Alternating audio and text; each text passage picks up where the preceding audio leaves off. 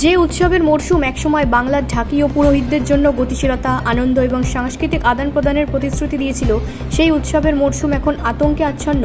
দুর্গাপুজোর আগে গ্রামাঞ্চলে ঢাকের শব্দ প্রতিধ্বনিত হওয়ার সাথে সাথে বাংলায় ঐতিহ্যের রক্ষক পুরোহিত ঢাকিরা বলেছেন যে তাদের অন্যান্য রাজ্যে ভ্রমণ পরিচয় ভিত্তিক হয়রানি, মৌখিক কুসংস্কার এবং বিজেপি শাসিত বেশ কয়েকটি অঞ্চলে কথিত প্রশাসনিক তদন্তের ভয়ে ছেড়ে যাচ্ছে। মহারাষ্ট্র, গুজরাট, দিল্লি এবং রাজস্থানের বাংলাভাষী অভিবাসীদের হয়রানির অভিযোগের ওপর উদযাপনের মরশুমে দীর্ঘ ছায়া ফেলেছে।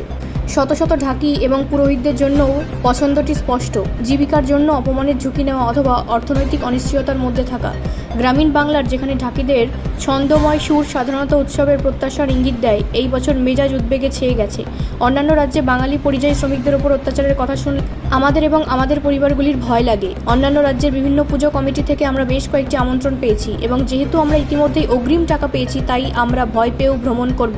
তবে আমার কিছু সতীর্থ দ্বিধাগ্রস্ত, যাবে নাকি ফিরে থাকবো, বলেন একটি ঢাকি দলের পরিচালক বাপি দাস।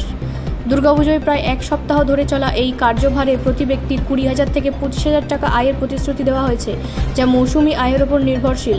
পরিবারগুলির জন্য অত্যন্ত গুরুত্বপূর্ণ। রাজ্যের বাইরে কাজ করার ফলে আমাদের বাচ্চাদের জন্য পোশাক, বই কিনতে, এমনকি ঋণ পরিশোধ করতেও সাহায্য হয়, বলেন উত্তর 24 পরগনার অশোকনগরের আরেকটি ঢাকি দলের একজন অভিজ্ঞ মহিলা ঢাকি, যিনি অফ সিজনে বিড়ি গড়িয়ে তার আয়ের পরিপূরক হন। ব্যুরো রিপোর্ট, রাষ্ট্রীয় প্রসার বাংলা।